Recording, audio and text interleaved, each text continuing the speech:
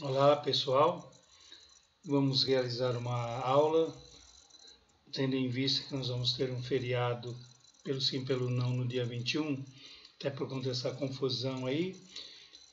Independente disso, nós vamos ter provavelmente uma prova no final do mês. Então, prevendo isto, essa aula que eu vou gravar, eu vou procurar fazer um resumo dentro de um tempo possível, ok? Logo no início, nós abordamos a questão de que o conceito de organização é quando reúne pessoas que se organizam, se unem em busca de objetivos, seja ele comum, individual para cada um, seja ele coletivo. E ao longo das nossas conversas, a gente abordou como essas pessoas se aglutinam desde a época lá do período mais primitivo da humanidade, que se reuniam, se organizavam para atender necessidades básicas, primárias, por exemplo, que é a alimentação, que é a sede. Então eles trabalhavam muito mais nesse sentido, se organizavam muito mais nesse sentido. Disse também que durante milhões de anos eles foram se organizando, eles foram montando, uma sociedade onde eles poderiam deixar de ser nômades e começarem a viver um pouco mais na região e a partir dali explorar essa região, observando os acontecimentos, a forma como a vegetação se refazia, e ali eles começam a perceber algumas qualidades importantes, como por exemplo o plantio de algumas culturas, os grãos, a domesticação de alguns animais, como aproveitar melhor o material que possui em mãos, material de matéria-prima, por exemplo, né, o couro dos animais depois de mortos para ser alimentação e tantos acontecimentos. E também perceberam, mais importante, que essa organização envolvia também uma questão social, então vamos chamar de organização social. Então, organizou-se socialmente com um objetivo muito claro. Precisamos sobreviver, então vamos criar leis, vamos criar regras, vamos criar formas de comportamento que permita que haja uma harmonização e que se possa aí sim atender às necessidades aí sim primárias, secundárias e vai por aí fora, como aborda, por exemplo, a hierarquia das necessidades do Maslow, né? Ele deixa muito claro essa condição que hoje a gente sabe vai até a autorrealização.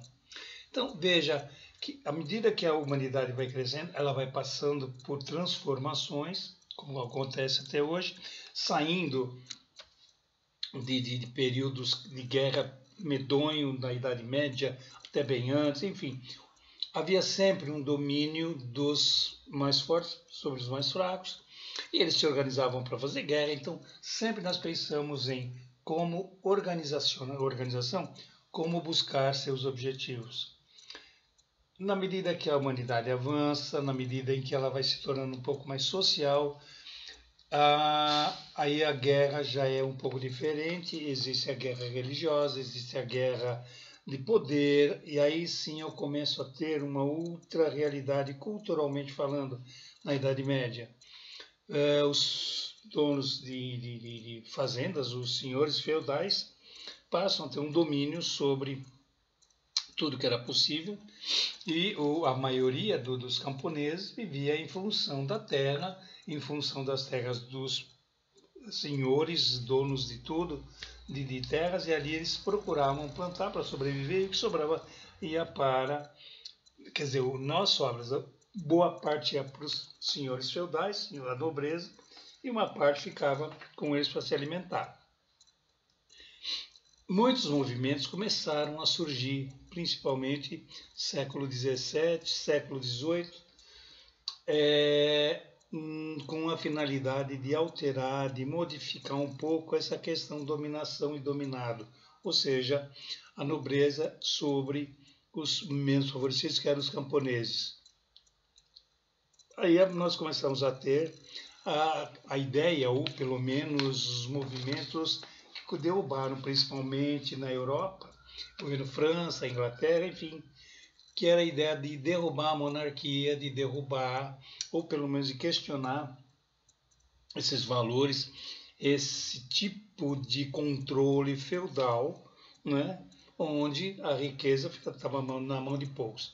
E acontece no período de 2 séculos, entre o século XVII e XVIII, o movimento iluminista. Claro que antes dele nós tivemos uma série de outros movimentos, principalmente na França, né, onde a monarquia cai, né, e surge um movimento para que se movimente, se alterem alguns conceitos sociais, alguns valores sociais. Dentre eles, é um modelo que deixava de existir, que era o feudal, né? Os nobres deixam de existir, essa classe de nobres deixa de existir, para dar início a uma ideia capitalista, né? Ou seja, final de século XVII, entre século XVII e século XVIII, saiu o feudalismo e entra o modelo capitalista, bem novo, bem incipiente, bem inicial, mas a reboque nós temos o surgimento da classe burguesa. Então, o poder já não está mais na mão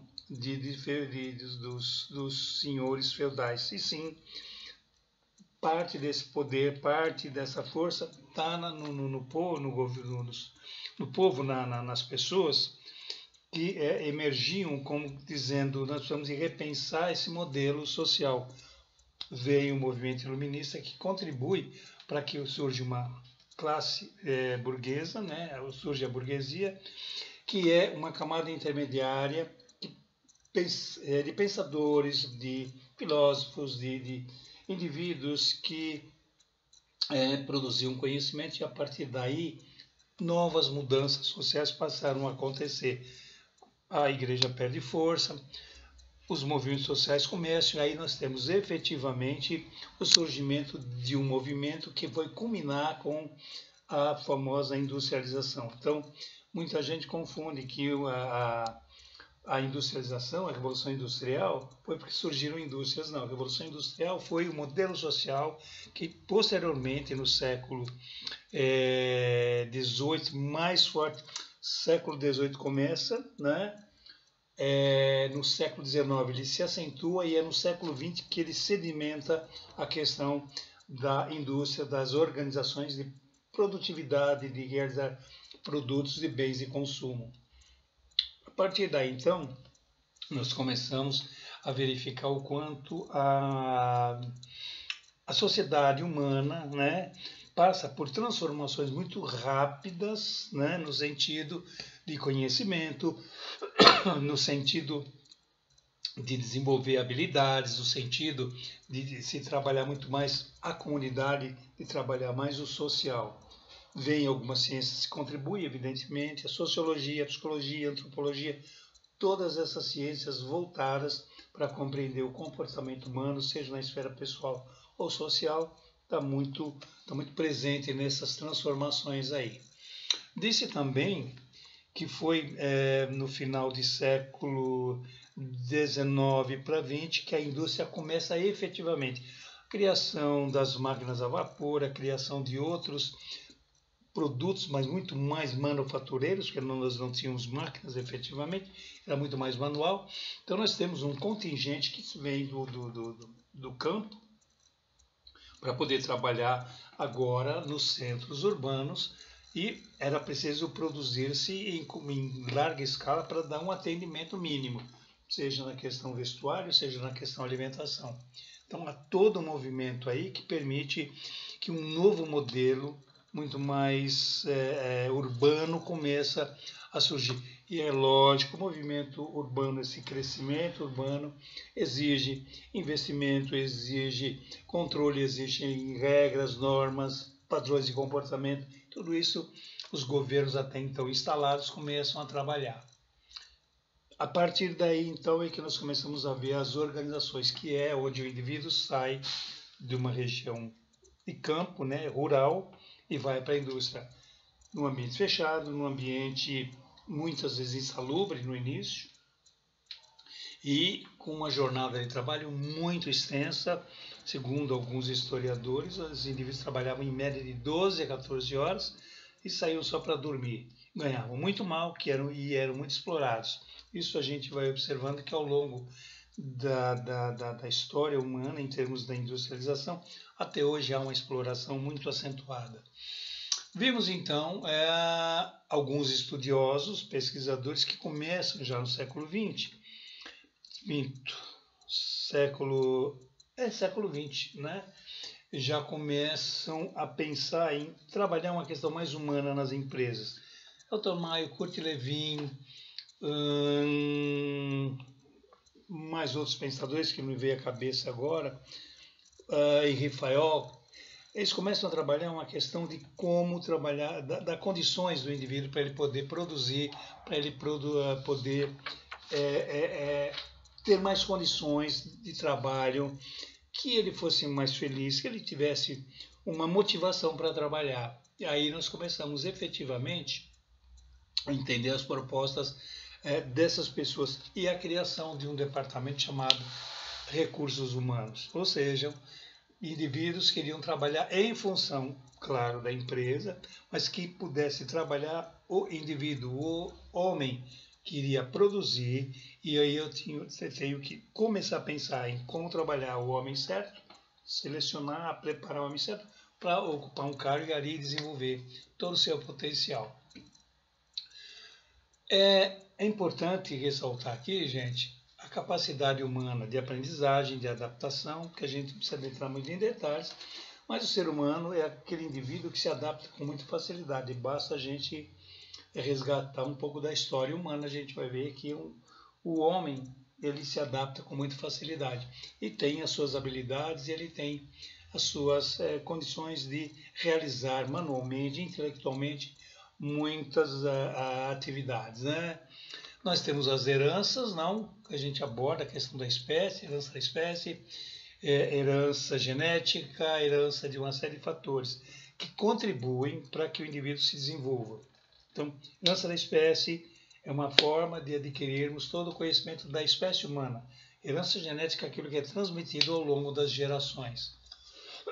Isso é muito importante porque propicia o tipo de aprendizagem que o indivíduo pode ter. Aí, quem que eu tenho? Tenho indivíduos, pessoal qualificado que desenvolveu estudos para desenvolver técnicas de aprendizagem para que o indivíduo fosse inicialmente educado numa escola, preparado, alfabetizado e estimulado a pensar e, ao mesmo tempo, desenvolver as habilidades. Então, nós temos períodos na história humana, no contexto social, em que o indivíduo era muito mais preparado para ser um cidadão, mas que, ao mesmo tempo, tinha que produzir. Então, nós tínhamos uma escola que até alfabetizou, já vai para o trabalho e lá você vai produzir. E as pessoas, creio eu, ficavam muito contentes. Isso 1920, 30, até mais ou menos os anos 30, principalmente na pré-guerra mundial e depois da guerra mundial, o estudo não era tão importante, mas sim o aprendizado tecnicamente falando. Então nós temos muito mais indivíduos, entre aspas, tecnicamente formados. Somente com o ingresso de estudiosos, de trazer métodos, técnicas de aprendizagem, é que se percebe a importância do aprendizagem também para a vida pessoal e profissional, né? A gente tem, por exemplo, Piaget, nós temos a aprendizagem do reforço positivo e negativo do Skinner, a aprendizagem do Dumont, que é a boa comunicação e envolve o aperfeiçoamento dos elementos críticos. Autoimagem, saber ouvir, são características que as pessoas devem obter, né? Saber ouvir, saber falar, saber se interpretar, ou seja, usar a capacidade cognitiva, né? E outro fator importante que é a formação de equipes. E aí a gente fala da afinidade, da empatia, de uma série de comportamentos que a gente deve levar em consideração. Ok, gente? Até aqui eu creio que vocês puderam compreender, ou pelo menos entendem o que é a importância da psicologia na contribuição. Claro que a ciência psicológica contribuiu muito mais, a gente sabe disso, né, através do estudo do comportamento humano, da estrutura de personalidade, e aí o trabalho de como trabalhar esse comportamento dos indivíduos, né? Um dado importante que nós temos que levar em consideração, por exemplo, é que a necessidade do indivíduo viver sempre em grupo. Isso é uma herança, como eu disse anteriormente, da Suécia. A necessidade de viver em grupo é fundamental. E isso, claro, dentro do contexto social, é básico. Um dado importante aí. A empresa, na verdade, ela é uma organização aberta, o conceito é isso, né? É uma empresa aberta, uma organização, onde os indivíduos, pessoas, trabalham, produzem, né? Para poder conviver, socialmente falando, atender suas necessidades primárias e secundárias, obter seus dividendos, seu salário para poder sobreviver, enfim. Ou seja, essas organizações elas pertencem a um sistema social que determina regras, normas, leis, né?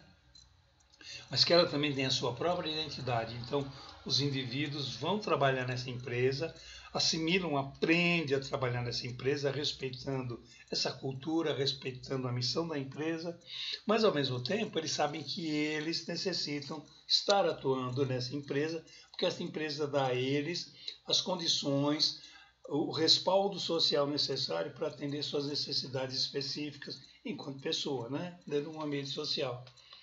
Né? É importante também ressaltar que as escolas psicológicas gradativamente foram contribuindo. Então nós temos vários psicólogos e pesquisadores que abordaram essa questão do homem dentro da organização e formando seus grupos. Um deles, por exemplo, nós podemos dizer, foi Kurt Lewin, né? Um cara fantástico que desenvolveu todo o conceito da dinâmica de grupo com o conceito do campo psicomagnético. As pessoas se aproximam por empatia, por permissão e vai por aí afora. Outras ideias, outras teorias também de campo, ou pelo menos das relações interpessoais, permite compreender a necessidade que as pessoas têm de poder se aglutinar e se unir para atender às suas necessidades. O que nós temos, fortemente falando, é que no pós-guerra mundial, mas logo a seguir, no pós-guerra mundial, as organizações mudaram muito seus conceitos, né? Percebe-se ali que um dos aspectos da guerra é que começa a se pensar em um novo modelo social no pós-guerra, principalmente na questão da industrialização, né? Isso permitiu uma nova forma de pensar o indivíduo. Nós já começamos a ter a tecnologia, já temos aí as máquinas semiautomáticas, nós já temos aí uma condição de reduzir, por exemplo, o número de pessoas para produzir e colocar uma máquina para produzir, ok? Mesmo sendo uma máquina semiautomática. É o primeiro indicador de que nós vamos começar a repensar numa nova proposta de social, num novo modelo social que está se avizinhando. E, em consequência disso, claro que nós temos também uma questão social e uma questão educacional. Agora, eu tenho que pensar em formar também o indivíduo. Tanto que no nosso querido Brasil, só para a gente ilustrar, no pós-guerra, ou até mesmo durante a guerra, 42, 43 até 46, nós tivemos, pelo governo Getúlio Vargas, nós tivemos a criação de escolas técnicas, Senai, Senac, que vai por aí afora, que era para formar indivíduos tecnicamente falando, né? E foi um período muito rico em termos sociais, em termos trabalhistas, criação do Fundo de Garantia, carteira profissional, novas leis, mas simultaneamente também uma nova proposta educacional, onde o modelo americano veio e se tornou um referencial até os anos 60, né, onde mais se usou esse modelo americano de educação, que permitiu que o Brasil crescesse relativamente bem no sentido de desenvolvimento, tanto na parte educacional, né, indivíduos bem mais formados, bem mais estruturados educacionalmente falando, mas também toda uma sociedade ganhou por aí na questão do conhecimento, que é um fator extremamente importante. Um fator importante é que na América Latina as coisas chegaram mais atrasadas em relação à Europa e principalmente talvez até os Estados Unidos. A gente começa a pensar na forma como tudo começou a desenvolver. Começava, por exemplo, na Europa, ia para os Estados Unidos, daí vinha para a América Latina. Possivelmente por causa de mudanças, por causa de a migração propriamente dita. Os modelos, como os Estados Unidos foi um país que primeiro se libertou, ou primeiramente libertou escravos, primeiro se libertou de um período colonial da Inglaterra, enfim, a gente sabe disso. Os outros países da América Latina ficaram muito mais à mercê dos seus colonizadores, né? E é claro que chegou bem mais atrasado. Um dos fatores que a gente até discutiu em aula envolve comportamento de trabalho do indivíduo latino, também um dos atrasos, que era o indivíduo arredio, o indivíduo indolente que não permitia ser dominado, até por conta da própria característica, natureza do brasileiro, né? Um outro aspecto é a marginação e desemprego, claro, nós sendo países um pouco bem desenvolvidos, ainda havia uma adaptação, havia ainda uma certa desestruturação, e isso propiciou então a marginalização, a vinda do indivíduo para os grandes centros, o êxodo rural na América Latina deve ter sido grande, no Brasil foi muito grande, na América Latina imagino que teve a mesma proporção. Então, claro que o aumento de pessoas na cidade, o desemprego teve também uma dimensão bastante aumentada. E a dinâmica da exploração e da repressão, ou seja, aí governos tiveram que entrar em ação, aí muitas situações ocorreram para se evitar um colapso maior ainda, né? É o que está acontecendo nos dias atuais. Só para reforçar a questão da ascensão do capitalismo, a mudança de comportamento dos sujeitos, né? Isso sugere questão de fazer uma pesquisazinha no Saga e vai por aí afora, né? As mudanças que nós tivemos em termos de RH, como eu disse lá atrás, Taylor, Mayo, Fayol e tantos outros, passei para vocês o slide 6, para vocês terem uma referência, só para estudar o que era anteriormente no RH e o que é atual hoje que o RH deve trabalhar. Tem uma lista bastante interessante de comparação. Um outro dado para a gente considerar é como se aplicam dinâmicas de grupo, não, dentro daquilo que a gente já abordou durante as aulas. A gente percebe que a dinâmica de grupo serve para o processo de seleção, treinamento, desenvolvimento, aprimoramento, integração e transmissão de conhecimento e capacitação profissional. Dentre tudo aquilo que a dinâmica de grupo oferece, né, quando as pessoas se aglutinam, pelo menos pegamos 4 elementos bastante interessantes aí. Além dos outros, claro, evidentemente, que grupos se reúnem formal e informalmente, que a gente falou do grupo primário e o grupo secundário. Legal? Espero que até aqui estejam entendendo a nossa proposta. E aí, gente, nos outros slides que nós conversamos, nós muito mais acentuamos a questão de como as pessoas trabalham, como se forma uma estrutura do grupo, a equipe, né? As suas características. Por exemplo, nós temos ao indivíduo que interage, como ela se organiza, objetivos comuns, a consciência grupal, que é importante, que são fatores importantíssimos para a gente poder entender essa dinâmica de grupo. E outros fatores também, né? Por exemplo, grupos primários, grupos secundários, né? O grupo primário é aquele familiar, é aquele, às vezes, religioso, o secundário já é um grupo mais formal, né? Um grupo mais de organização, é um pouquinho menor, que se une em busca de objetivos. Lembrando que, independente do grupo primário ou secundário, sempre há objetivos pessoais e coletivos. Gente, o que eu tenho para dizer para vocês é basicamente isso daí, né? Eu tenho procurado, ao longo das nossas aulas, oferecido todos os recursos possíveis e imagináveis de conhecimento. Nós vamos ter a prova, né? Por favor, não fiquem agitados, nervosos. A prova não está complicada, é uma prova relativamente fácil. A base é ter estudo e ter compreensão das questões. Não tem pegadinha, não tem brincadeiras, não tem sacanagem, como se pensa. Simplesmente são questões que vocês vão responder em múltipla escolha. É só prestar atenção e ter calma, que tempo é suficiente. Muito provavelmente, antes da prova, nós vamos ter aí uma meia hora, 40 minutos de revisão de matéria para depois entrar propriamente na prova. Então, até lá, gente, com calma. Quem tiver dúvida, por favor, mande e-mail. Vamos conversar até lá. Estou à disposição para ajudar. Ok, gente? Até lá, então. Um abraço. Tranquilo, né? Se houver aula no dia 21, claro, vamos conversar, esperando que não seja aquele terror de aula, que hora funciona uma câmera, hora não funciona o microfone, é uma loucura, tá? Mas vamos conseguir chegar lá, tá bom?